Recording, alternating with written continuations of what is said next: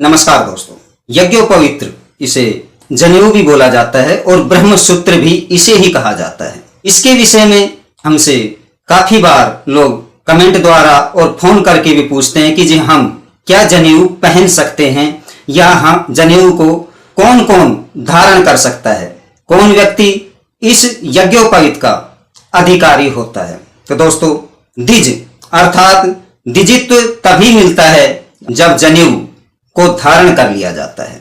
ये सूत्रों पर आधारित होती हैं और ये जो हमारे लोकों की परंपरा होती है, जो हमारे क्षेत्र है उसमें परंपराएं होती हैं कि पहले प्रथम हमारे यहाँ पर अलग परंपरा है कि जनेऊ पहले जब कच्ची जनेऊ जिसको कहते हैं वह मूंज की जनेऊ पहनाई जाती है। आपने हनुमान जी के जो ग्रंथ है उनमें देखा होगा कि कांधे मूंज जनेऊ सोहे।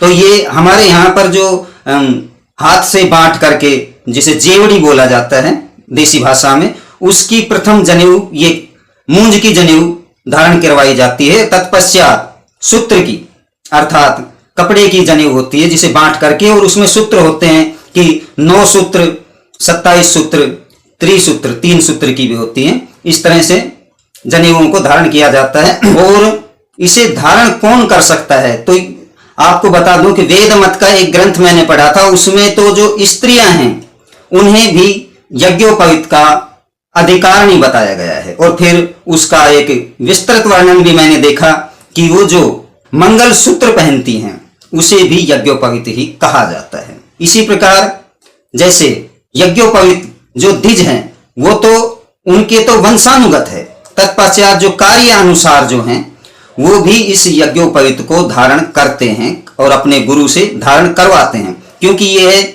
जो हम संध्या, तीर्थ, ध्यान, तर्पण, यज्ञ अनुष्ठान और देव पूजा पद्धति में यज्ञोपवीत शास्त्रों में लिखा है कि बेहद ही जरूरी है।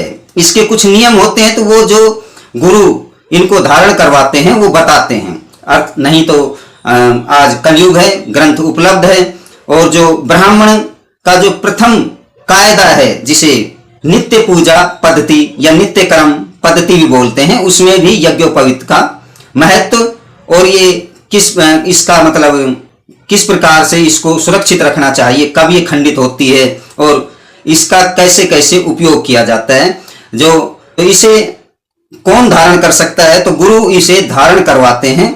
द्विज जो भी हैं यज्ञोपवीत पहन करके ही द्विजित्व को धारण करते हैं। ये यज्ञ के लिए बेहद ही जरूरी है। संध्या, तर्पण, बलि, वैश्वदेव पूजा पद्धतियों में यज्ञोपवीत का बहुत ही महत्व बताया गया है। हमारे जो सनातन के धर्म ग्रंथ हैं उनमें यहां तक कहा गया है कि यज्ञ के अंदर बगैर जनेऊ धारण करके बैठना भी अपराध है, अर्थात उससे देव प्रसन्न नहीं होते हैं। इसके जो छोटे छोटे नियम और कानून होते हैं वह बताए जाते हैं गुरुओं के द्वारा।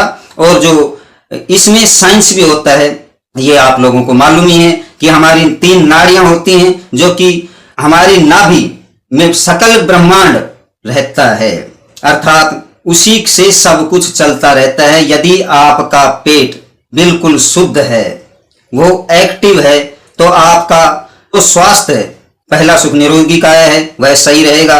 और जो हमारा कर्ण है, सुनने की शक्ति है, वह कानों में होती है। और यहां पर भी 3 नाड़ियां होती हैं जो यज्ञोपवीत, हम लघु शंका और दीर्घ शंका जब करते हैं तो यज्ञोपवीत को अपने कान के लपेटते हैं।